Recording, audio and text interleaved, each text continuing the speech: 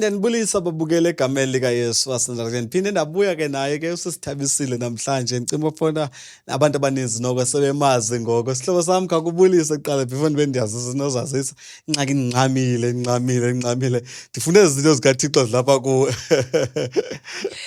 Alibulise ke kubabukeli emakhaya. Igama lami ke ndinguthabisile, ifani yami ndingutyusha Nsinsiwe ke.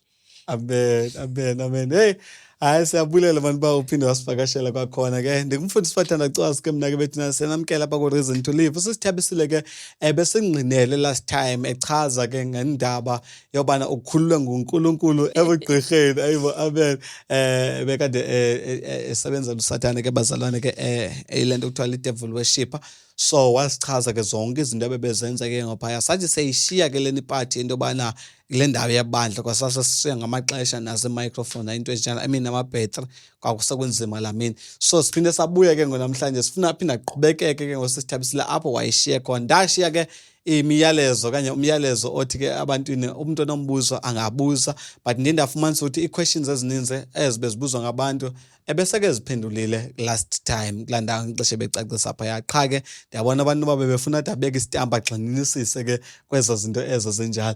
Bebebuza abantu ngendaba yezinyanya. Ndiyacinga uba ubuthethile ngayo kodwa ke bafuna isitampa abantu. Babuza uba yinto eyinyani kanti okanye ayinto inyani, yinto ekhoyo, into sesinyanya, iyintoni okanye mhlawumbi ngasosicacisa ke kungena apho kwezo ndawo ezo zinjalo. Okay, Tata Mfundisi, isinyanya yinto ekhoyo. Okay. Ikhoyo nje isinyanya kuba ngumuntu ofileyo. Okay.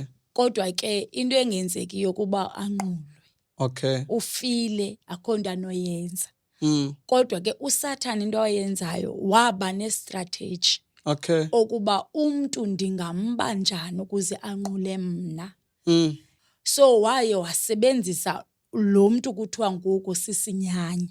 Okay. Then abantu bakwazi unqule umntu ofileyo, ongathethiyo, ongenzi nix, but kube kusebenza uSathana kulaa mntu. Okay.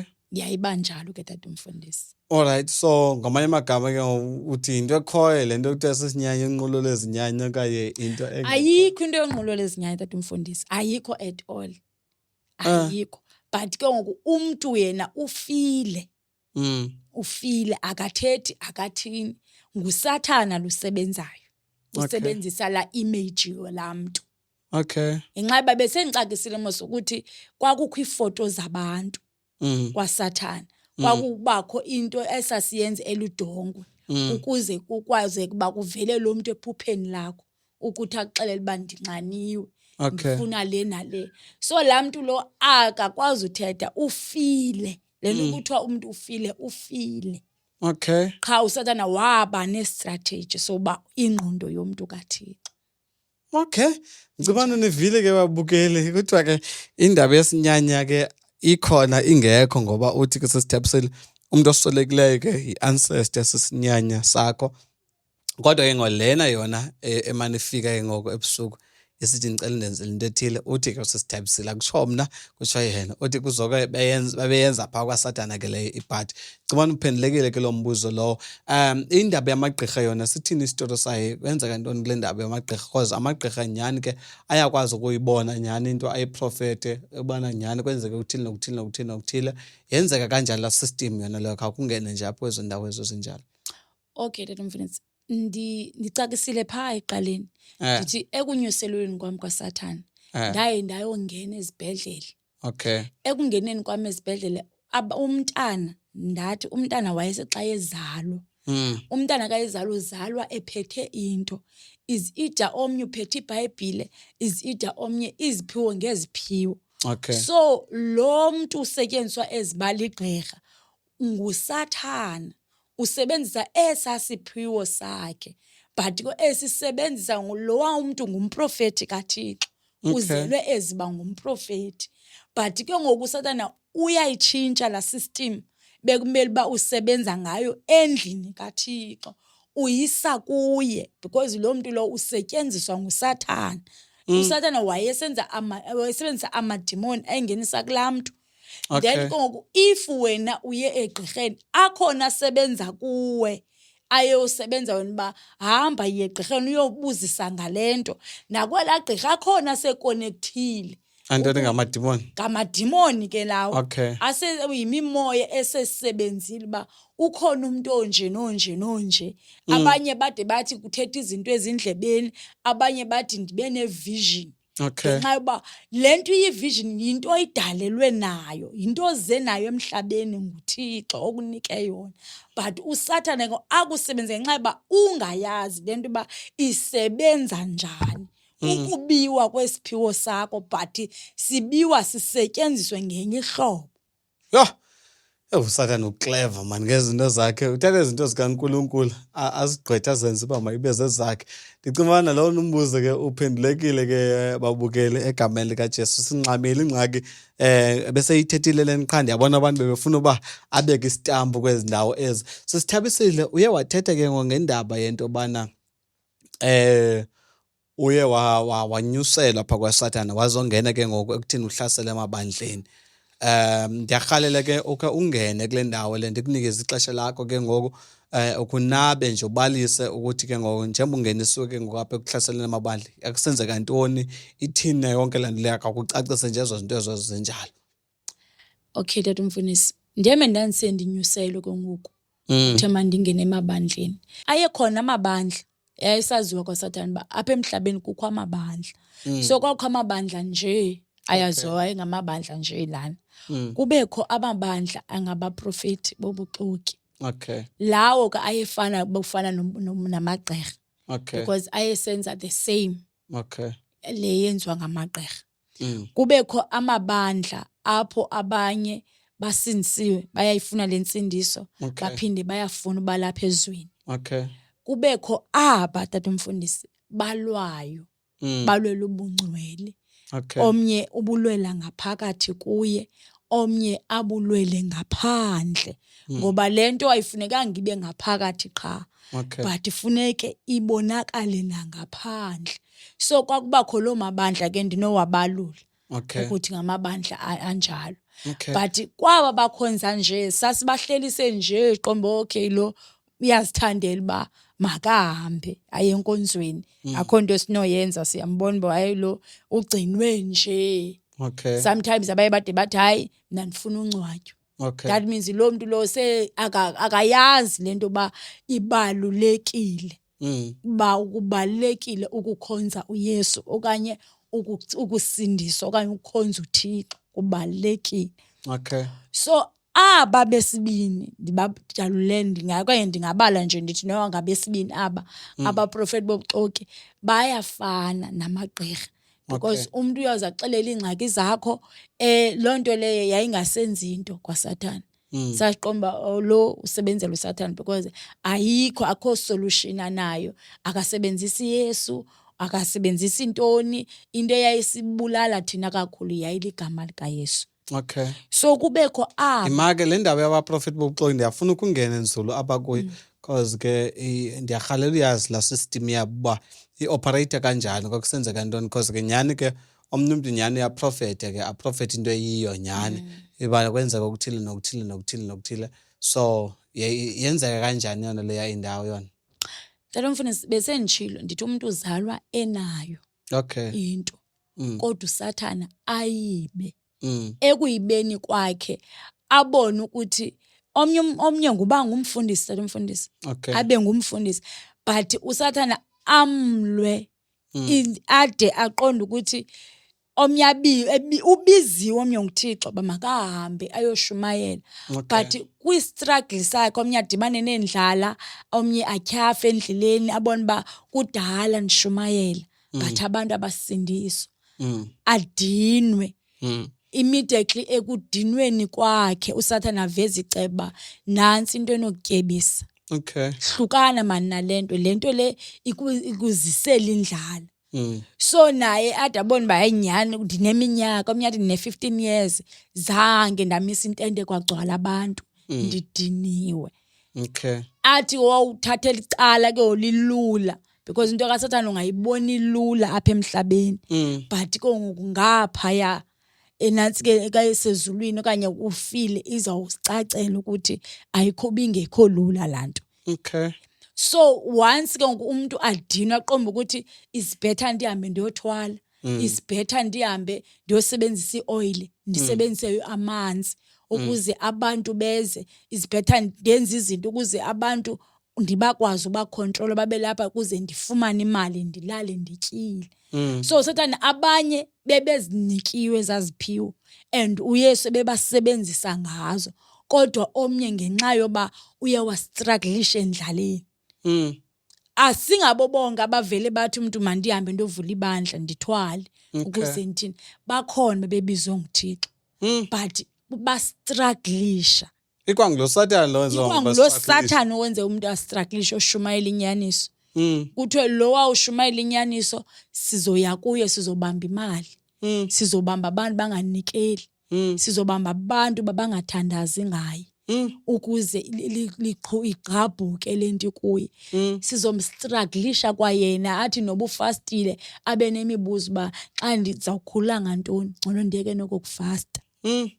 So xa kusasisenza loo nto kwaSathane ukuze agive up, omnye simenze azifile eziba alone. So once umuntu azifile eyedwa kwakulula umenzakalisa spiritual. Because ayengayazi ukuthi ukhona uYesu ngaphakathi kum, ukhona uMoya Ongcwele uyanilawula, but vele semfilise ziba there is no one and akekho umuntu omvayo. So immediately kubakho la voice ithi nobe shumayele kuthiwe akekho umuntu oyivile yonke lento yakho, yayimenza down. Ikwangala amadimoni futhi athethe kwakusebenza amadimoni tatomfundisi. Ngawo sasithumela wona ukuze ayomdistracta. Alwe sometimes omnye alwe aqombayo ndincamile ngcono ndiyeke ndihambe nami ndiyothwala ndifane nobani ndizokwazi nami ukuphila. Because omnye yena empilweni yakhe exela uba andisakwazi uyophangela, inhliziyo yami igcwele imiphefumlo. So kulaa ndawo ithi inhliziyo yami igcwele imiphefumlo, uSathane athi I will provide imiphefumlo for you but not for uba uyisezulwini but for ukuyise kweli cala. Yabo. Kwakuba njalo ke tatomfundisi. So uphela ubona abanye abantu bekile bebelwa imessage, abanye bemotivate abantu, abanye besenza nje kungenxa yoba ustrugglishile. Waphelelwa lithemba, waphelelwa zizinto ebeqomba ukuthi ndinazo. Then omnye ke ngoku ufika amadimono okumbonisa uba uyababona obani ba rich kungenxa yami. USathana ke lo. So nawe ungayithatha le ndlela. Yababona khona into ibenzakalayo bahamba ngeemoto ezithile nezithile. Jonga wena uphi, ngeummeli ba uphi. So lilonke ke ngoku uthetha into yobana yonke le nto lena iphushwa ngalamagqwirha le wonke le nto uyivezayo xa iyonke. Wonke lo msebenzi tatomfundisi wawuphushwa kwaSathane, yayiphushwa sithi kwaSathane. Kuthi isicaka sikaThixo singamboneli into uThixo. So sasimnika ingcinezelo zoba abone ukuthi there is nothing. Omnye sasiye sithi ngoyabuya ebutshatile siyongena enkosikazini wakhe ukuze ampressurize, ambonise ba uyabona endlini asinanto. So kuba abantu bathi bawuthengisa ioil kungenxa yokumoshakalelwa inhliziyo okanye yokucinizelwa ngamadimoni and bengenandlela uba omnye walwa wancama. Kubekho aba ke ngotatomfundisi bakhona intsinisweni, bakhona ngaphandle. Nabo abayazi ukuthi nguSathane lusebenza phezu kwabo. Because omnye uyaxeba into ayikho ngaphandle ingaphakathi. Kanti lento ingaphakathi funeka ibonakale nangaphandle. So bona sasixeba hayi aba balibaseni. Ngoku umuntu aphuma enkonzweni makaphume ukuthi hayi siye endaweni ethile. Soze umzalwane ukuthi ungene esimokolweni. So mxeba mabahambe into ingaphakathi, insindiso ayikho ibonakala ngaphakathi. So umuntu afake izinto zikaSathane. So sasiyaba lo noba uthetha ntoni siyavese sasivele sihleke. There is no power because yamxeba njani akakwazi ukota kaloku yena. Wayengakwazi ukota because wayenento esithi unento zikaSathane, unento zethu lo. Siyam-ownarisha uba sifuna uthi wena bheka ngapha sasichaba wena namhlanje ozulala kokwenu uzohamba uye boyfriendini ixesha uthi usinisiwe. Sasimfaka inkanuko ngenxa yoba there is something i-product yayisetyenziswa yethu yayisetyenziswa nguye. So kwawufuneka ngoku ahambayo yena akazayi wayengazazi uba u-in control because une-code kaSathane. Kwakubakho aba ke ngoku besine bendibachaze uba babelwela ubungcwele bangaphakathi nobangaphandle. Okay. So lowo wayencama tatomfundisi, wayencama xeba uba iziphetha kuthiwe ndingugogo. Xa kubekho into esentliziyweni yam ethi hlukana nalento because lento le iyakungcolisa. Kwabo ke tatomfundisi babesilwa ngenene, babesilwa physical na spiritual. Immediately umuntu ethathe sasigqibo ukuthi uyasithatha kuthi kwakuba buhlungu. Ngoba uyabona ke lo uyagesa ngoku. Ufuna and thina kwaSathane sasizobethwa ngenxa yoba kukho umuntu obonileyo uba le ndlela bendihamba ayisiyiyo. Ezi zinto bendizifakela uThixo akazifuni. Lo muntu lo utyilekelwe yimfihlakalo tatomfundisi. Fihlakalo enkulu. Umuntu once afumane laa ngcazelo ukuba entliziyweni yakhe oneliseke nguye. Loo nto leyo yayimbetha uSathane. Yayimbetha ajikeleza abuze uba uvelaphi lo muntu. Kuphinde kube khona umfundiso oyimeleyo lo message, oyixelayo athi lento ayifuneki emntwini kaThixo. uThixo ufuna umuntu wakhe eziba enguye. So loo nto leyo yayimenza uSathane ajikeleze ngokuba phayana kuzofuneka eqale waqiqa before aye. Okay. Kulo muntu lo ayengavuza uvela aqomba hasuka lowa ndizawungena ndizamxelela noYesu ba andiyanga kuye. Hayi andiyanga kuye. Ndiyothatha iproduct yam. So noYesu ke uyaxa kuba enene nayo andinayo into enje. Into yam mna ngumuntu lo ndimbonayo but ezazifakele ayizozama. Okay. Ndiyarhalela ukho ungene kule ndawo yazi Sithembiseni. Ndiyarhalela ukho ungene kule ndawo. Le nto ezifiber nezi zinto ezi awungowokuqala uzithethe izinto nezinto ezinto zeproduct zikaSathane ezi zinto ezi yonke laa nto leya. Abaninzi ke ndiyacinga uba abantu bababonile umntu wakholwa waphinde wajika wabuya wafakele kwezaa zinto ezi and then nto yabuye yenze confusion ebantwini abaninzi. Ithini inhloso kaSathane ngayo yonke le ngoleya iphathi yalaa nto leya okanye kuzoko ke ngoko mhlambi ke seziyekile ezaa zinto eziya uba zibe nezaa zinto ezi umntu bezibona sinazo before okanye ithini ke ngoleyo indawo ihamba kanjani? Tatomfundisi, into kaSathane izawuhlala kwaSathane. Is either uba umuntu ubuyele kuzo uathekiwe. No, it's not either. Inyaniso uathekiwe ngamademoni. Then konke ambonisa uba ayikho loo nto leyo. Kwayena ngomna bendizithethe bendime apha embokweni sithi zinamademoni. Kodwa immediately ndahlaseleka. Ndaziva laa ndlela umntu ayibe ndixela ubutata umfundisi ahlaseleke eyedwa azibone eyedwa. Then ukufikelwa yilaa nto xeba hayi ndimbi nam ndifuna ufana nabantu okanye ufikelwe yi-carelessness yokuthi hayi wethu ndagqitha. Andisekho kwakwaSathane ndagqitha ndakhululeka.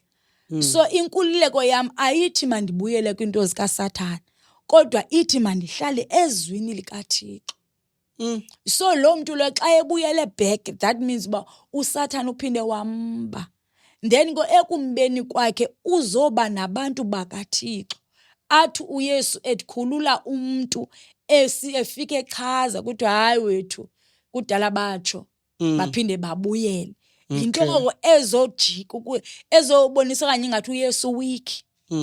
uSathane wenza loo nto ubonisa ngathi uYesu uweak. Kanti uYesu akawikanga. Laa nto laa nto wayezithethile ezixela ziyinyaniso. Okay.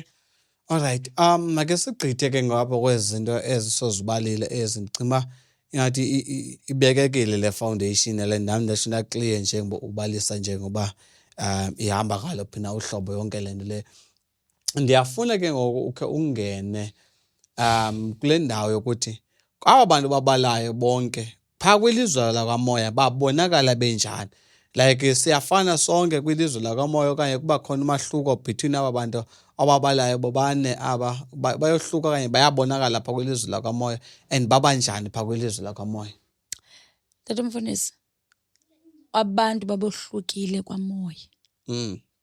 Yabo xa sothetha ngelizwe lakwamoya, Okay. ilizwe lakwamoya liyamtyhila umuntu.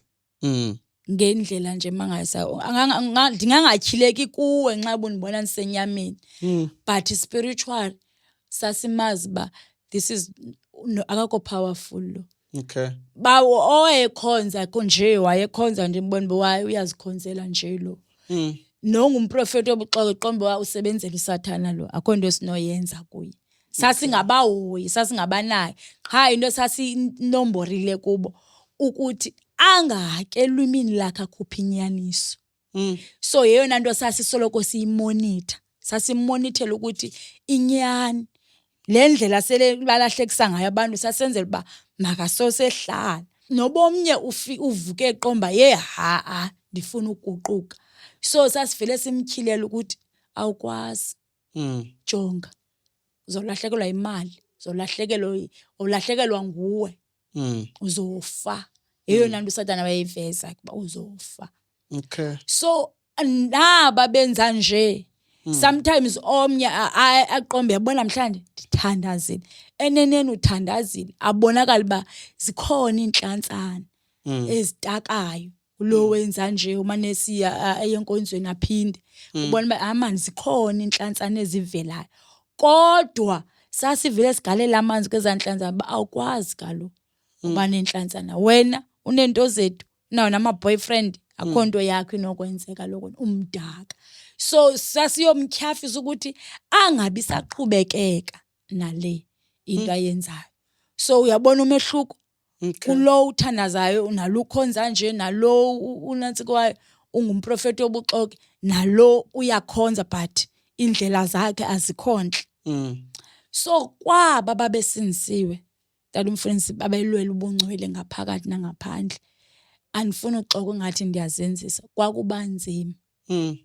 Kwakuba nzima ndithi umuntu evuka nje. Kwakusazeka ukuthi ngokaleleyo akulelanga ungumlilo. Umamelizwi noba engqondweni akanye omnye aziva ndihlaselekile but uThixo yena unelungelo lokuma lokumela neengilosi zazi banelungelo lokumela ba akho nto yakho apha. Kodwa yena abengayazi sithi ndidown ndizifilisha down. So into sasibamba ke ngokuze kuze ube umuntu uyambamba lo ulwela aba insindiso yam mandingawi insindiso yam mayihlale ingcwele ngaphakathi nangaphandle. Sasibamba into eselwimini lakhe. Once athethe athi ndidown amadimoni ayethumeleleka. Ba makahlale down ibe ikhona into ethi thandaza yilwa athi hayi ndidown ndirhalela ukulwa mani. Ngelo xesha ngosasesiqomba sibamba senza lento ayithethayo mangabi sathandaza. Omnye vele aphakame athi yaxoka Sathane. Immediately phakame sithi yaxoka Sathane. Kwakuvele kutaka umlilo. Namadimoni lawo ebethenjiwe because umuntu owayesinisiwe wayengathunyelwa demoni kwaye kuthiwa idemoni elifundayo. Hayi lalingathunyelwa idemoni elifundayo. Kwakuthunyelwa amadimoni aziwayo ukuthi lana ngawona awunyamezelayo umlilo. Ayekhona amadimoni ayewunyamezela. Omnye alwe aqonde xa eqala uncama athi uThixo worship me. Immediately worship uThixo kwakuhlinkazimula kaThixo amadimoni engakwazi unyamezela. Because uba wenza izwi ukunqula uThixo. So spiritually kwakucaca ndisho uba ukanye kule area lo muntu lo kule area kwakucaca spiritual ba Delft there's someone he's praying uyedwa kodwa kwilizwe lakwamoya kwakuvakala ba ukhona umuntu onakalisayo umlilo wakhe awugcolisanga nje endlini yakhe yedwa but iarea yakhe ingumlilo. Sinamandla ezinto ozithethayo zinamandla kakhulu. You know, as umshumayeli ke ngoku nami as umfundisi ndiyakha kwezinto uthethayo ndibala le nto yoba kula mabandla ayi-7 achazwa phaa kulaa ncwadi yesitshilelo ziyathethwa izinto zonke ezizibalayo apha into yobana abanye banemfundiso zikaJezebel, abanye bathenteni, abanye balukewarm, badikidiki. Ngalaba bantu babalayo mosabo ludikidiki uyatshisa namhlanje ngomso yabantu. So umuntu angazifundela nje kunamabandla ayi-7 achazwa apha kwincwadi yesitshilelo. I think chapter 2 no chapter 3 bandiphazama ngathi uzifundele nje phaa ukuzihlola ukuthi mna ndingomphi kwaba bazalwane aba andimonelisa uThixo ndawoni na. Kukho nabanqula izithixo kwapha abantu le nto egqiba ichaza apho usisi naye iyabandakanyeka phaa into yoba uThixo akayifundi nto uyatsho uba andikholiswa kuwe, andikholiswa nguwe kule ndawo nakuleya indawo. So ndicela uzihambe ke uyazifundela ke phaa eBhayibhileni loo ndawo leyo enjalo. Sisamkha uqhubekeke ke ngoku ke nokuthi ke ngoku wangena kwesiphi istage okanye isiphi step ke ngoku apha ekusebenzeleni kwakho uSathana ke ngoko. Ndiyakhumbula ukuthi last time wawuvelile mosindaba wade waya ke ngo-physical ke ngokwela bandla eli ufika wenzeni, wawufika wenze ntoni phaa ebandleni? Okay, tata mfundisi, ndachaza uba ndade ndawosebenza ngokwakho enyameni. Okay. Kuba ke tata mfundisi iidate zam zokufa zasezisondele. KwaSathana ndandibekelwe idate ukuba nge-27 kaDisemba ngo-2015 ndizosweleka. So ndandiya ndizazi uba noba kwelaa bandla ndandibhaqa uba ndandithakatha wawufuneka okanye bebenomsindo bandibulale nondibulala. So kwakuzovuka izinto ebantwini then bandibulale nondibulala. Okay. So ke tata mfundisi xa ndandisiya ebandleni ndandithi ka ndingena emnyango ndandingahambi ndodwa, nalima ndandihamba ndodwa apha physical but spiritual kwakukho imikhosi eyayikhutshiwe ukuze ihambe nam. So apho ndandifika emnyango ndibeke izinto inyoka for uba abantu xa bengena okokuqala ngabathandazi into ndandiyithagetha. Abathandazi bafika ngabani ixesha apha? Into yokuqala okubalulekileyo uba lixesha ndiqale ndilijonge ebandleni ko ixesha lalapha ngubani longena inkonzo. Then ndithagethe lona ukuthi okay abathandazi balapha bayayazi ukuthi libalulekile na ixesha. So if abathandazi aba ababambi ixesha kwakulula ukuthi mna ndifike kuqala ndiplante. Bathi bona bafike bancokola indaba bangahoyi into. After all ndijonga ii-ushers ukuthi umsebenzi wazo bayayazi na ukuthi emnyango kumele kubekho imgadi because i-usher ime eziba ndingumgadi ebandleni. Bayayazi na ukuthi njembe sime kulo msebenzi simele ntoni. So ndandizibambe ushers ukuthi nazo zivele zidinwe zityhafe. Sichophe qomba hayi wethu akho nto sizoyenza kho. Bakhona abantu abangena emnyango bephathiswa izinto ezi-wrong ukuba for uba xa engena i-usher imele ukuze imbambe okanye loo nto imiyenza yona but akhululeke. Okay. Ngenxa yoba wenza umsebenzi wokugada ebandleni. So ndandibamba ii-ushers for uba zingenzi nix zidinwe. Okay. Abathandazi bafike bancokola iindaba zabo. Ii-worshippers zifike late zingayazi uba zifike nje umuntu ufike siyohlabelela khangathandazi. Ndibamba utata umfundisi ukuthi ngoku azayo aphazamiseke mhlambi sasiqala endlini yakhe. If usuwinile endlini yakhe esiza ke ngemoto okanye loo nto ahamba ngayo zibe khona into ezimphazamisayo. Athi efika ebandleni afika ibandla liyenye into naye uba ibandla liyangalathandaza lade lagqobhozela engekafika umfundisi naye afika umfundisi sometimes afika atyhafa aqombe hey ndilahlekelwe nayiloo message, ndilahlekelwe kwayinto, andiyazi uba ndizothini phambi kwebandla. Kodwa uba wayesithi lo mfundisi xa ungenile afika okanye abone uba yeyi ikhona ingxaki apha, then yena athandaze. If okanye akakayinika inkonzo ahlale emthandazweni uba Yesu okanye ndincede uba ndizothini. Then loo nto leyo yayimkhulula. Nezo powers nabantu bebengene phakathi ekuqaleni bakhululeke ngenxa yoba yena umfundisi uye wancedwa. Kodwa loo mini leyo uba umfundisi akancedwanga sasiye siphume siwinile ngenxa yoba siqale sabamba abathandazi. Abathandazi, umuntu othandazayo okanye onyulwe nguThixo uthandaza kuqala esendlini. Athi engene ebandleni emnyango webandla, ndithi uyade kukhonzelwa kuye ebandleni nasegeyithini sasiqala because sasibamba abantu ukuze bangeva message. Bangeva ukuthi kuthiwani. Omnye avelozele, omnye adine aqomba hayi ndidiniwe mna, omnye acinga uba kanene ndizawupheka ntoni, omnye nje ngoku ilizwi lishunyayelwayo angaliva ngenxa yoba ubanjiwe. Omnye aqomba ndize nje khonto ndizeleyo mani enkonzweni ndize. Kungenxa yoba omnye beze excited esithi ndifuna uthandaza, kodwa wathi xa engena egeyithini wabanjwa. So uSathane wayesebenza ngexesha, yonke into yakhe yayisebenza ngexesha. Imaka, so lilonke ke ngoku uthetha le nto uba ingenzeka uba nalapha kum le nto lezo umfundisi ndiyakubuyela ingqondo ngoba ufumanisa uba uthi uvuka nje ekuseni vele kube khona i-call okanye kube khona into yokuphazamisa yabantwana bave benze something, okanye uthi uyahamba apha endleleni uyadrayiva kube khona umuntu okudrayivisa kakubi, okanye uthi uyangena enkonzweni ungena sowubona heyi abazalwane nthe bengayilungisanga laa nto nalaa nto uphethe mhlawumbi sowushumayela ngalaa nto sowungxolela laa nto leya. Undixelela uba ke ngoku okanye ndiyayiqaphela phofu njengoba uthetha nje uba icacile uba uzonke ngulowo nguSathane la magqirha esebenza esenza loo msebenzi lowo unjalo. Kwakuba nje tata umfundisi. Sometimes ke usube kuncedwa ngumoya uba ingxolisele le nto.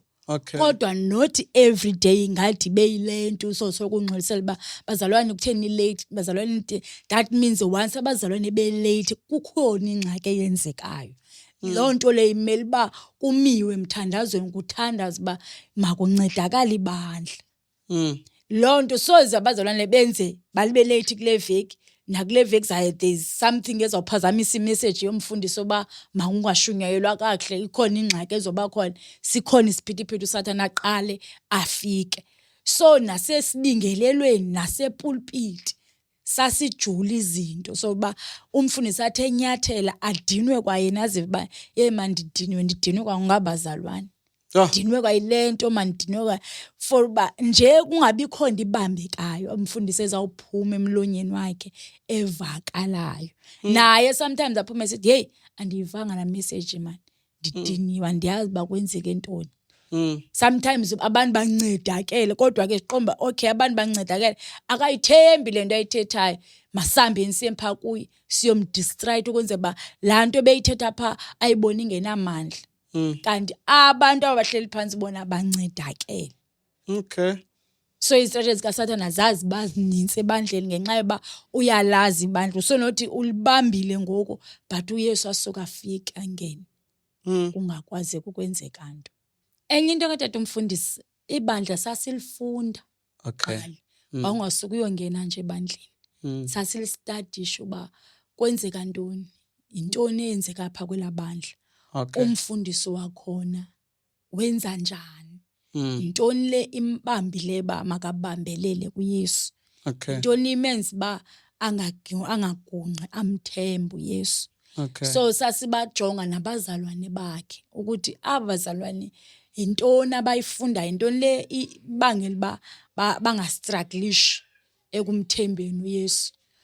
So if umfundisi wabo une-faith, kwakulula uba nabo babe nayo. Ngenxa yoba lo muntu ume phambi kwakho unayo.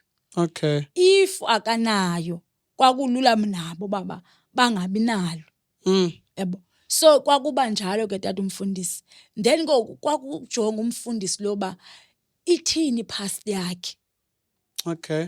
yintoni enomuyisa, yintoni eyamvisa kabuhlungu apha ebomini bakhe, yintoni eyamlahlekelayo omnye. Okay. Sometimes omnye ukhule ngenatata. Loo nto leyo ekhule ngenatata khange imphazamise na ebomini bakhe. So if yena zange ayilwe, kwakulula uba kwaSathana siyibuyise. Okanye ufuna okanye apha enkonzweni kukho umntana ozothetha naye ba tata Mfundisi ndiyastrugglisha man, iyanibetha ipast yam andinatata. So notata Mfundisi imthatshe laa nto, ingamthatshela ukuthi naye makaqombe ukuthi ndinguye utata lomntana. Okay. Sometimes imthatshe kwicala le-anger, naye avukelwe i-anger more than uba avukelwe ukuthi okay, I need to be parent kulo mntana. Okay. So yayiba njalo ke tata Mfundisi. So ukungena kwe-anger kutata Mfundisi lidimoni likaSathana liya-operate. So immediately ku-operator yena umsebenzi kaThixo uyenzakala. Yabo. Okay. So kwakuba njalo kwasingena kolo bandla linjalo ukuthi yintoni esinobabamba ngayo. So ukubabamba kwethu umsebenzi uyastrugglisha ke ngoku.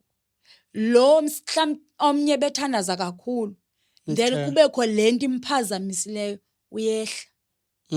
Omnye ebefika early, noba bengazazi ba why ndifikiswa early mna.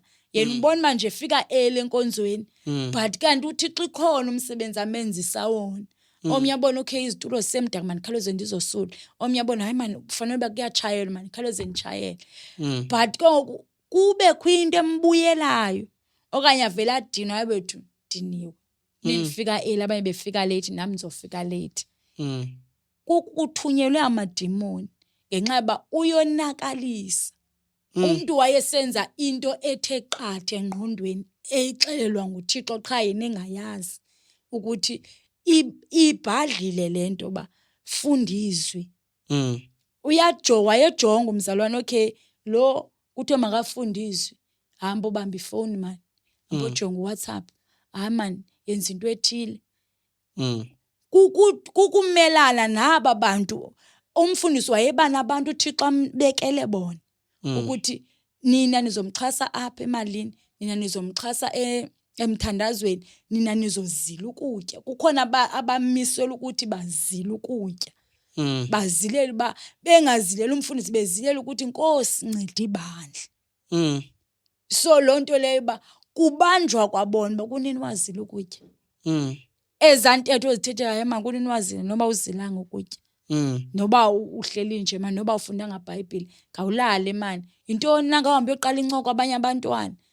Omnye akalilo nengcoko kodwa azibonise ethetha into engafanele uyazithetha. Ngenxa yoba kuyiwe ebandleni akuyiwanga kuye, but kuphazanyiswa ukuze uyabona uba iingozi nazi apha.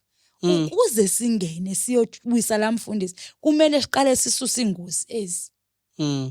Athi ke sesiya kutata umfundisi, sifika utata umfundisi ke ngoku sele ngenabantu abambhekhaphayo because abanye babevuka ebusuku bathandaze bakhwaza isicaka sikaThixo.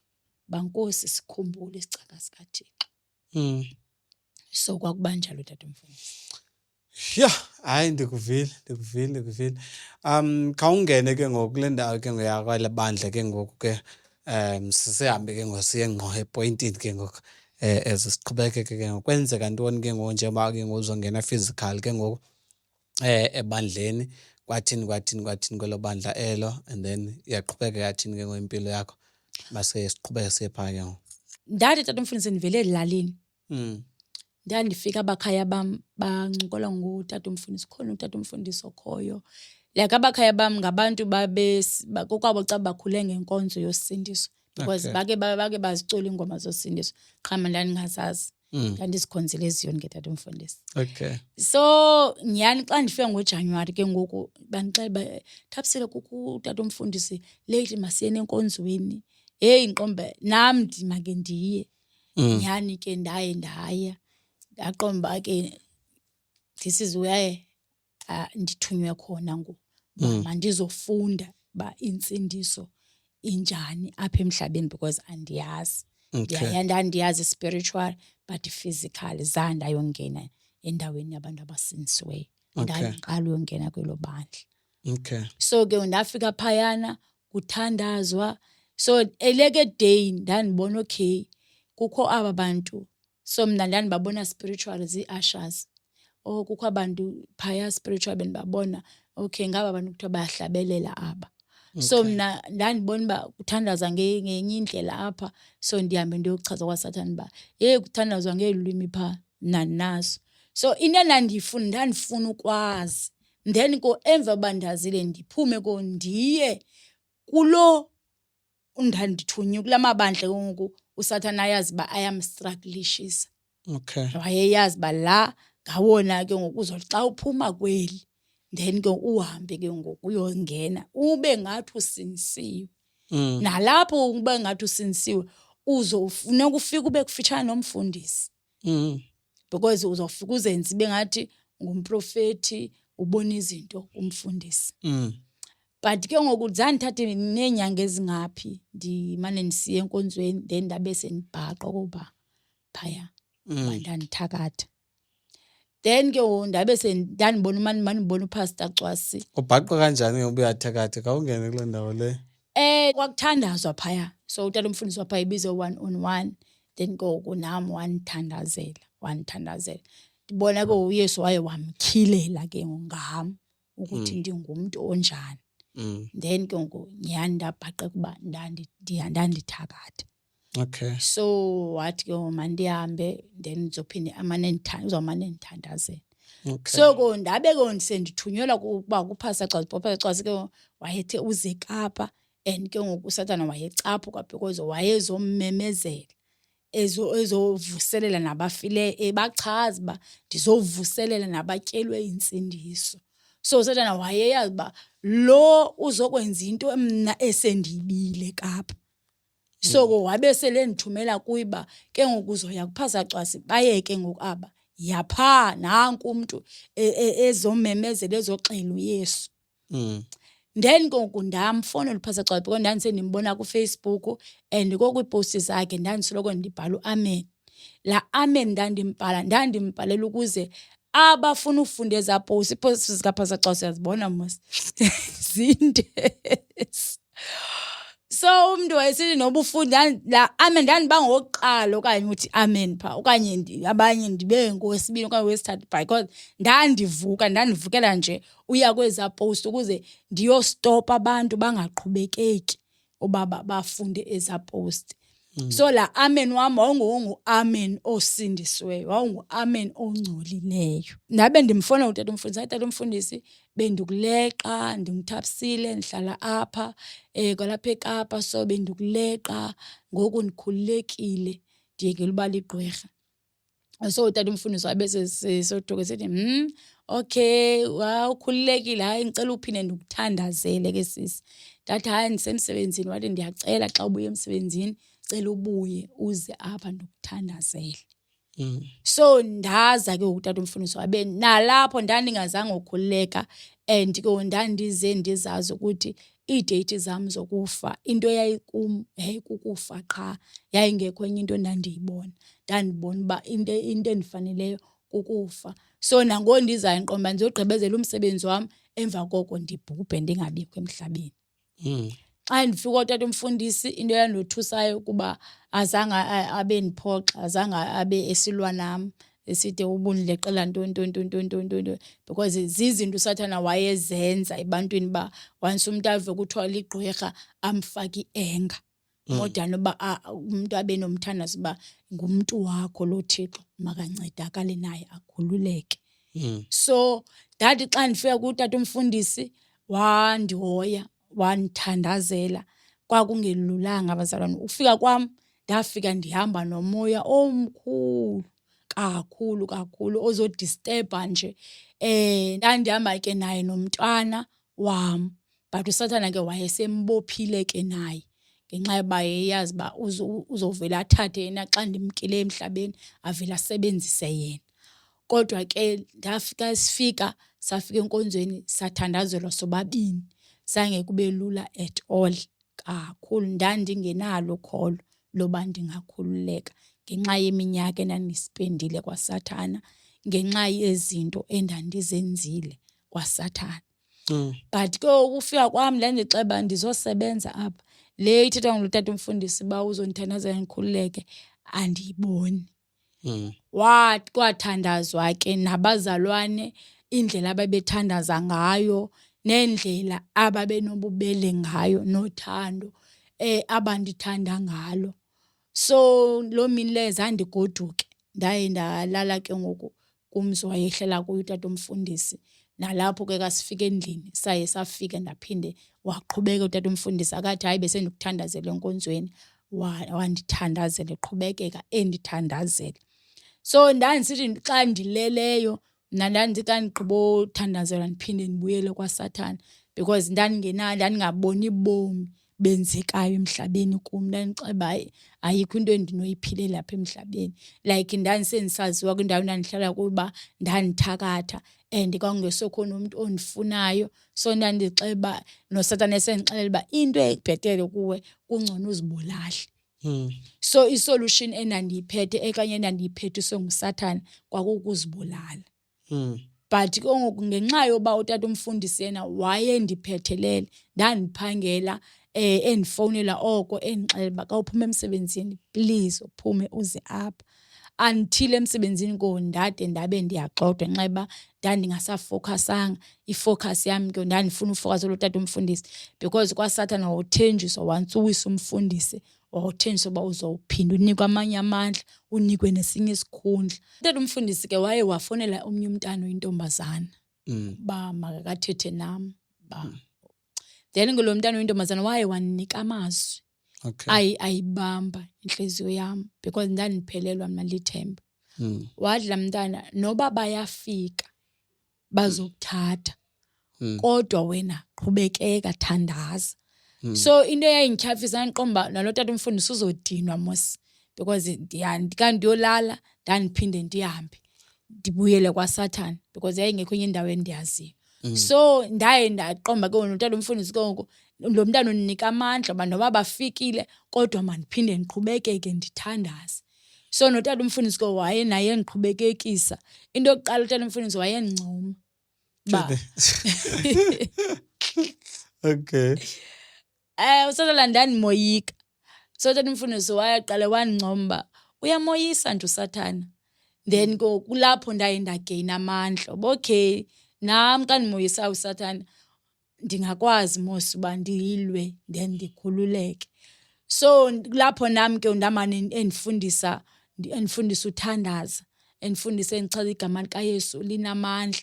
Ndandifuneke ndiqalelwe phantsi. Then ndandifundiswa neBhayibhile. Khona utata umfundisi wayekhona ke sahlala sonke emission, uPastor Hanisi. Qho ebusuku efunda ivesi athi nam mandifunde, athi naye endincoma ke hayibo kanti uyakuthanda ufunda iBhayibhile. So izwi nalo laye lafike lakheka, lafika ngaphakathi kum nalo lenza umehluko. Ndambona lo Yesu lona. Then ndafundiswa ifasting kuba umzimba wami lona wawusowugcwele into zikaSathana. Ifasting yayisithi xa ifikile ifika apha ngaphakathi kum idle izinto endandiqomba igazi lam kanye ndiku-menstruation lalichaphaza nje, not that uba ndibe ngumntu ongumama onormal. But ke ngoku ndandifastileyo lalibonakala uba hayibo kanti nam zizinto ezifana uba ziyenzeka eziba ndingumntu. So ifasting yayikhulula, then yayikhulula nengqondo. Khumbula ngenye imini ndandifastile, so ndandingekakhululeki. So ndifastile njena, sasifaste sonke singabazalwane yayi-3 days. Ndandilele, andikhumbula utata umfundisi uba ndambalisele because ndandiqomba ndisoyika ube ndithethe ezinto. So ndandilele emini, ndathi ndilele apho ndavuswa ngomnye umama. Bathapsile kuba uSathana wayendisebenzisa ngolala. So waqomba lo mntana lo angekani uphinde wathathwa. But lamile kwenzeka into engumnqa. Ndathi xa ndizama ukuvula amehlo am la okanye ndibangazami ndiyamva yena uyandivusa but nam ndifuna uvuka. Ndandibona ubumhlophe endingazange ndabona. ndavuka ndimangazekile ndade ndakhupha ilizwi ndabuza uba ndiphi, ngenxa yoba ndibona obu bumhlophe engazange ndabubona. Kungenxa yoba i-fasting ngoku yayiseyisebenza emzimbeni wam. So kwakusenzeka loo nto qho, kanye uphathana umfundisi engaphumisa iintsuku qho amane sithi zila ukutya, funda iBhayibhile, yilwa, thandaza, funda ukuthandaza. So laa nto yokuba utata umfundisi abe secankwam nabazalwane, kwakude kusuke nabazalwane abangaphandle, umamfundisi uCwasi ke engekatshati, but wayekwazi usuka kwakhe eze kum ezondibonisa uba uYesu uyamnceda umntu. So olaa thando laye landibamba because yayinto endandingayazi uba umntu uyathandwa, into endandiyazi uba umntu uyabethwa xa ngenzi kakuhle, xa ngenzi le nto ifuna kayenzekile. Okay. Ndiyakuva sisithabisele uyasibalisela kakuhle ke ngoindawo indlela lena akwakusenzeka ngayo apha ke ngoku physical. Ndiyarhalela ukuthi uyongena ke ngoku nakwilizwe eli lakwamoya. The time uthandazelo siqala nje bakulaa ndawo leya ngalamini le oqala ngayo ungena pha enkonzweni. Ngeli xesha uthandazelayo kwenzeka ntoni ke ngoku kwilizwe lakwamoya? Ubuyela kanjani futhi apha emzimbeni wakho? Khawuzame nje usenzela nje into bosicacisela bakwenzayo. Ndi-understand uba akululanga uzicacisa izinto ezenzeka kwamoya, kodwa khawusizame nje uba kwakwenzeka ntoni ezo, kuqhutyeka kuthandazwa, kwakusenzeka ntoni futhi phaa kwaSathana ngaphaya. Okokuqala umfundisi, uqala kwakho undithandazela. First thing, ukubiza igama likaYesu phezu kwentloko yam. Kwakudoncuka apha kwamoya. Kukhupheka laa mgquba. Okay. Ingqondo itsaleka apho yayifihlwe khona ngenxa yoba ubiza igama lam. Bathapsile buya, thapsile buya. Then mna ndiyazibona uba ikhona into eyenzekayo kulo mzimba wakwamoya. Okay. So umlilo wawuvele uye, okanye sometimes kuye i-spiritual body sakho, njengoba usithi thapsile buye, ndiyakulanda thapsile. Ngenxa yoba spiritually le nto uyithethayo yayisenzeka phaa kumna ndikwamoya, ndiphaa kwaSathana. Wawuvele uye kule ndawo ndifihlwe kuyo because kwaSathana usithi ke uyabona uba okay lo uzokhululeka, masiyomfihla kwi-cage apho angazubonakala khona, phantsi kolwandle, ngaphantsi kolwandle afihleke angabi nje.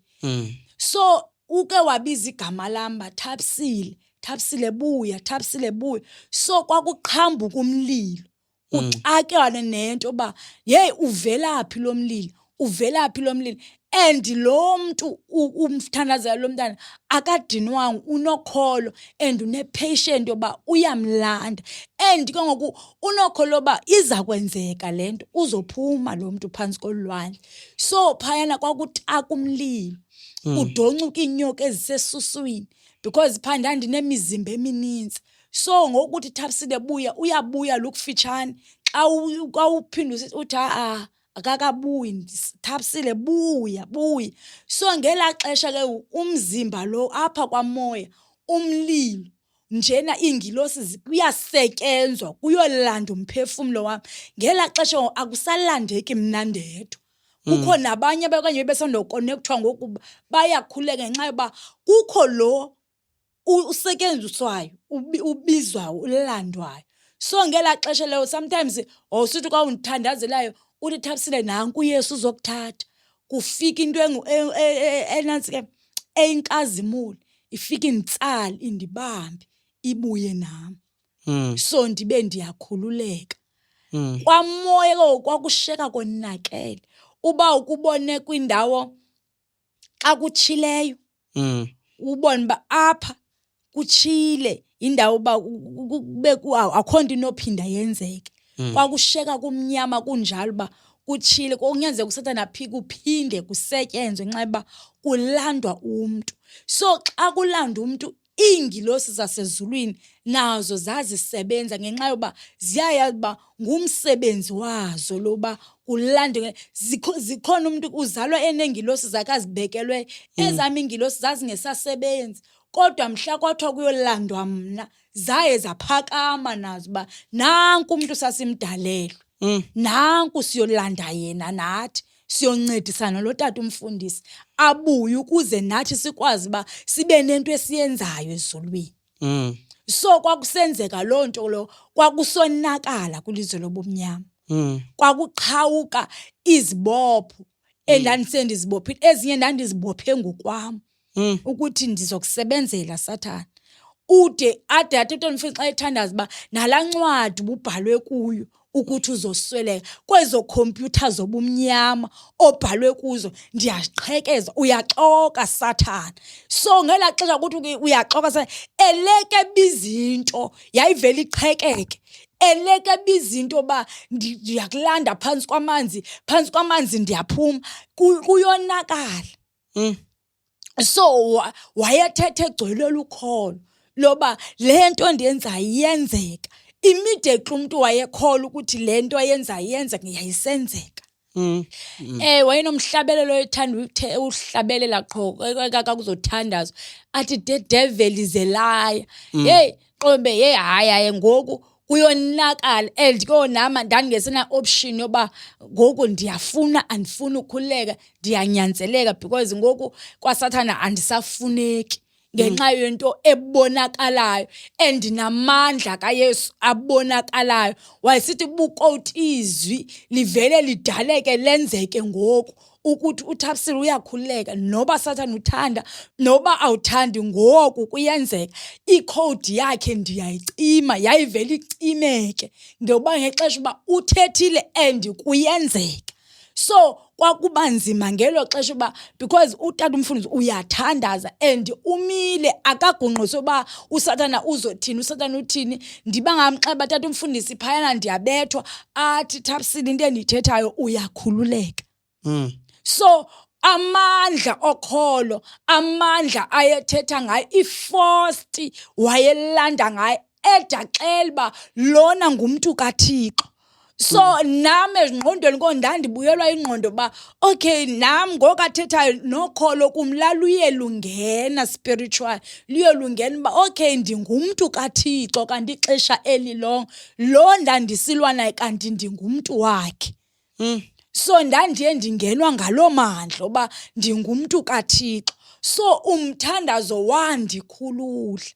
Ndakhululwa lukholo ndakhululwa kuthethwe phezu kwamba lento le ingenzeka. So kwathandazwa kwathethwa ukuthi Thapsile ungakhululeka. UThixo ulinde wena ufuna ukusebenzisa ufuna abantu bakhe bakhululeke ngawe. Ndabe ngiqomba hayi andiqondi lindithethwayo and andiyiboni noyibona into endiyifunayo ndifuna ukufa. Cha because ndandisendibona ukuhlaza kuSathane yendibonisa uba uhlazekile awunamntu secankwakho akho nto secankwakho akho mntu ukufunayo. So kodwa uYesu wasebenza ngendlela emangalisayo. Ndimisa uYesu owasebenzayo wasebenzisa abantu babesecankwami ngela xesha abazange babala ukuthi Thapsile izinto ozithethileyo zithi ziyasithinta okanye mna ubuke wanibamba apha enkonzweni andakwazi uthandaza because ndandike ndibabamba abanye bangathandazi ndandibabamba but babengabali lonto. Wena izikhama ukuthi kuyathandazwa bebendithandazela abanye bendibiza noba umuntu kwakhe athi Yesu nceda uThapsile. So amandla omthandazo andikhulula amandla okuzila mhlamba abanye babezila nozila ngam ukuze ndikhululeke nami. Abanye babede bathengele nomntana ukutya. So uthando lwayibamba impilo yami. Tata mfundisi Khawusosungena ke ngosihlobo sami ndifuna uyivala ngoku. Khawusosungena nanku umbukeni apha khawukuveze lamandla omthandazo man. Uthi umthandazo lona unamandla angakanani futhi at the same time kusikhuthazele ekuthandazeni. Ngakuthethe nje ngale ndaba yomthandazo then sizabe sesiyathandaza emva kwasawamkelisa abantu Yesu bafuna ukwamkela Yesu. Uthethe nje lo mazwi onothi waphose ke emntwini obukele ngegama lika Yesu. Umthandazo unamandla. Ikhona ilizwi elithi asikho isikhali esilolelwe mina esinophumelela elo lizwi liqinisekile. Alibuzisi ukuthi esi sikhali siyabuza naba sikhona na, but silimile lithi asikho. That means ukungabikho kwento yinto engekhoyo. Thina singamakholwa siyamcinizela uSathane ngenxa yoba kuthiwe asikho. Kanti umfundisi, into engekhoyo yinto exelwayo uba xa kuthiwe ayikho into engekhoyo. Jesus. So thina siyakwazi umelana nomkhosi kaSathane ngenxa yoba sinikiwe ilizwi ukuthi hayi Thabisile, noba ngoku ngathi hayi ndiyohluleka, kodwa uThixo yena umile uthi ndithe mna asikho isikhali Jesus. esilolele wena esinophumelela. Noba ngathi uSathane unestrategy ezingaphi ezoyisa abantu ezibenza Jesus. bawe, abanye batyhafa endleleni, kodwa ndithi namhlanje lithi izwi asikho Mighty isikhali Jesus. esilolelwe wena esinophumelela. Hayibo Mighty noba Father. kuthiwe hayi zinintsi kangakanani, ubethekile okanye uziva uphelelwe ngamandla, kodwa izwi limile lona, Jesus. aliqashiseli, alithi no, this is what I do, okanye this is what I can, but lithi asikho mntasekhaya. Noba ubuphelelwe incasa uthi intsindiso yam iphelelwe incasa, phakamutsho uthi asikho. That means asikho tu, asikho. Oh Jesus. Ake sithandaze uNkulunkulu ongcwele. uNkulunkulu namandla, In the name of ngegama Jesus Christ of likaYesu Nazareth, we Kristu thank you. waseNazaretha, Nge-assurance yakho, Thixo uNkulunkulu wam, wamaphila. uNkulunkulu Siyabonga, oyingcwele, Nkosi Jesu, ngawo lo mzuzu uNkulunkulu egameni likaYesu. onamandla. Asikho, Sibonga Nkosi wena, yami, uNkulunkulu isikhali oyingcwele. esilolelwe thina Hayibo, esiyophumelela. Thixo wam, Asikho, ngegama Nkosi Jesu, likaYesu asikho. Kristu, Nesimelelwana, Nkosi Jesu, bukele asikho. Isikhali siyophumelela egameni likaJesu waseNazaretha. Nkosi Jesu, osephilayo, Nkosi engcwele, mandla kosinakade akaqhubekeke nokubonakala. Nkosi Jesu, kulaa nhliziyo nakulaa mpilo. In the name of Jesus Christ of Nazareth, nela izwi lakho, nela izwi lakho, nela izwi lakho. In Jesus' mighty name, yonke into ebiplaniwe kwaSathane namhlanje ndiyayichitha, ndiyayidistroya ngegama likaJesu waseNazaretha. Yenza into entsha simakade sezulu kulaa nhliziyo nakulaa mpilo. Yenza into entsha, yenza into entsha, yenza into entsha, yenza into entsha. In Jesus' mighty name, nalwana obotshiweyo namhlanje siyamkhulula egameni likaYesu, siyamkhulula egameni likaJesu, siyamkhulula egameni likaYesu, siyakhulula egameni likaYesu. Be free in Jesus' mighty name, be free in Jesus' mighty name, be free ngegama likaJesu waseNazaretha. Oh Lord Jesus, nqinela okwezwi lakho nokwentando yakho egameni elinamandla ngegama likaYesu Kristu waseNazaretha. We thank you, Holy Spirit. We thank you, King of Glory. In the mighty, wonderful name of Jesus Christ of Nazareth. Ndawo zonke uSathane asebenzela kuzo, walisa umlilo ngondaqhushumbisa egameni likaJesu waseNazaretha. Akubuye isibindi, Nkosi Jesu, ukuthi singamakholwa ngegama likaJesu waseNazaretha, sikhonze with boldness egameni likaYesu Kristu waseNazaretha. Gcwalisa ubupholdi in Jesus' mighty name. Baba wethu engcwele, nxa kwenzeke futhi kube njalo ke Nkosi Jesu. In the mighty wonderful name of Jesus Christ of Nazareth, uzuko nodumo Nkosi yami sizibuyisela kuwe ngoba ungcwele Nkosi uJesu. In the mighty wonderful name of Jesus Christ of Nazareth. Thank you, Lord. In Jesus' mighty name. Amen. Sihlobo sami, wena ongekabe nayo uYesu enhlizweni yakho nasebomini bakho, kulithuba loba ngokusindiswa wamkela uYesu enhlizweni yakho nasebomini bakho. Cela nje uthethe lamazwi apha emva kwami ukuvumela ukuthi uYesu abe inkosi empilo yakho, abe ngumsindisi wakho. Ngisho nobuso uphelele ngamandla kulixesha ngolokwezibuyisela kumdali wakho uNkulunkulu. cela ukuthethe la mazwi ke apha emva kwami uthethe utsho uthi Nkosi uYesu Nkosi Yesu, ndiyakwamkela ebomini bam, ndiyakwamkela ebomini bam. ndicela undixolele Ndicela undixolele zonke izono zonke zam izono zam, nawo onke amatyala nawo am, onke amatyala am. ndenze Nkosi uYesu Ndenze, Nkosi ndibe Yesu, indalo ndibe entsha, indalo entsha. usuke konke Usuke kukaSathane, konke kukaSathane, utyala into entsha utyala kum into entsha ngegama likaYesu. ngegama likaYesu. Ngoku ndisidalwa Ngoko ndisisidalwa esisha esitsha, ngegama likaYesu. ngegama likaYesu. Konke okudala Konke okudala udlulile ngoku, udlulile ngoku. ndibhaliwe Ndibhaliwe kwiincwadi zobomi kwiincwadi zobomi ngegama likaYesu ngegama likaYesu waseNazaretha. waseNazaretha. Amen. Amen. Funeka ndiphinde ndithandaze ke nawe ngegama likaJesu. Uba unendawo ebuhlungu, beka isandla sakho kule ndawo leyo ebuhlungu. UYesu uza kuphilisa ngoku, nothi kudala. UYesu owanceda impilo kaSisithabisile usenamandla futhi usaphila nanamhlanje, usenako ukuthi ayincede neyakho inhliziyo. Ngicela uvala amehlo akho ke ndithandaza. Father God, in Jesus mighty name, I pray phezulu lenhliziyo naphezulu lempilo ngalo igama likaYesu waseNazaretha. Inkululeko yakho, impiliso yakho mayigcwale kulo mzimba in Jesus mighty name. Wena inhloko ebuhlungu ndiyakuyalela phila, nina magxa abuhlungu ndiyaniyalela phila, nina zintambo ndiyaniyalela philani ngegama likaJesu waseNazaretha. Imoya we-stress in Jesus mighty name, imoya ye-depression ndiyayidestroya right now phezulu lenhliziyo naphezulu lempilo ngalo igama likaYesu Kristu waseNazaretha. Inhloko yakho umntwana wakho Jesu ayigcwale ngamadangatya akho omlilo, uqale inhloko uyotsho zinyaweni. Abaneziso zibuhlungu nabaneenyawo ezibuhlungu bayaphiliswa, bayakhululwa ngalo mzuzu egameni likaYesu Kristu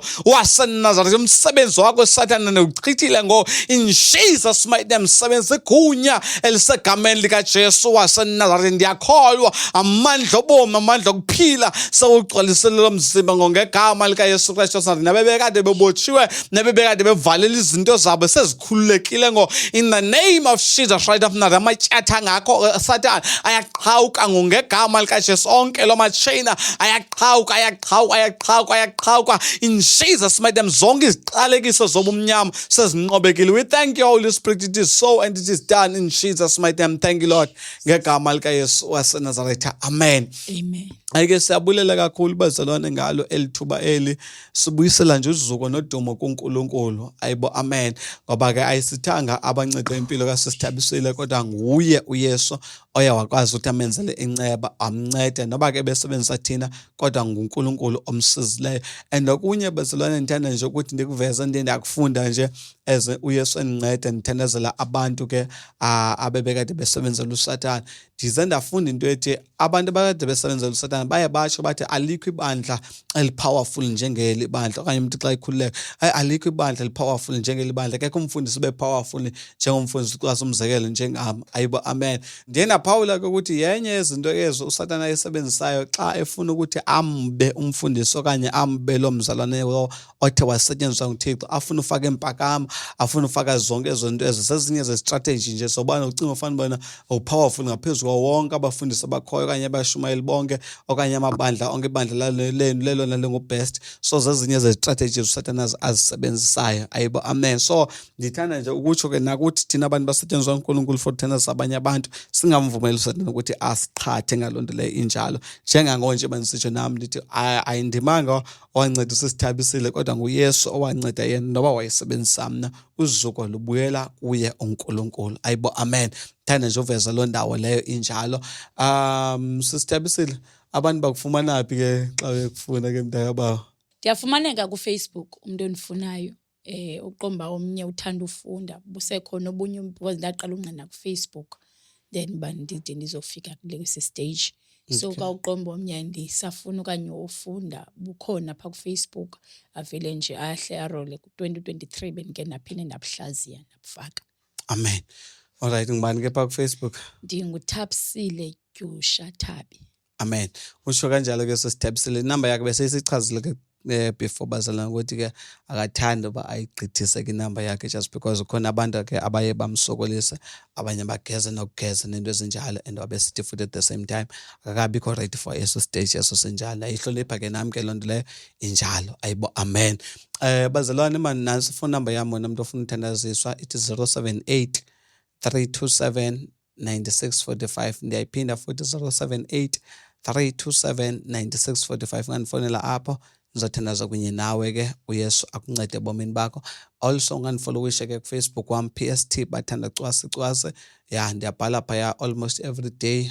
Nginamane siba busy kodwa ke kwezi nsuku ezidlulileyo kodwa ke ngondiphinde ndabuyela phaya ngafollowisha phasi khona ze-English nezesiXhosa pha ii-messages ungazifunda Facebook wami PST Bathanda Cwasi. YouTube please subscribe man apha abecawe ligama lethe Bathanda Cwasi ngicela ucofe nje usubscribe phayana. Uyesu akuncede kuloo ndawo leyo. Bathanda Cwasi ke kuYouTube, uTikTok Bathanda Cwasi nakhona. Bazalwane ke siyafuna uba ikhule le ndaba yale podcast lena. Indaba kaSisithabisile kandiyazi ke nake saxhomekeka nakwimibuzo yena enizayibuza. Abani nayo imibuzo niyibuzayo ningayibhala ke nalapha ke kwi-comments. Sizophinda sibone uma sizophinda simbize na okanye sizombiza kwazi naleyo bana simane simbiza apha ndifuna uba ide iqheleke nayo. Amen. Up to the point uba nathi phethe wayeseyixoka ngosithembisile athi hayi uNkulunkulu wathi ezayithetha ngohlobo lakhe ayithetha ngayo ke mntakabawo yena. Amen. But ke zisekhona nezinye izinto angaqhubekeka nokusinqinela zona ke asibonise zona. Mhlawumbi sizophinda simbize kwakhona. Amen. Sizobona ke uNkulunkulu nje esifulela ithuba. So bensasho ke ndithi siyafuna ikhule lento le podcast kuncedakala abantu abaninzi because inhloso yale podcast ukuthi makuncedakala abantu abaninzi. So umthandazo lona wokuthandazisa abantu bazana u-free wona unganifonela anytime ndakuthandazisa unless mhlawumbe ndibhizi kodwa ndisaxela bundifonele nini bandibhizi so ndicela undifonele. Amen. Xa ufuna uthandaziso. So kodwa buyafuna ukuyixhasa i-podcast lena ke ngoko like ezi mics sizisebenzisayo apha le sound uyivayo apha isetyenzwe kwasetyenzwa ukuze ide iphume lento uyivayo ingcono evakalayo ngoku apha. So sisadinga i-microphones, sisadinga izitulo, sisadinga ubana sibe nendawo ezoba sestudio sethu for uba iqhubekeke le podcast ibheke phambili. So wena mntu ofuna ukusixhasa ke ngokuloo nantsikeleko kwelo cala elo lingapho sivumelekile loo minikelo injalo bethu nani.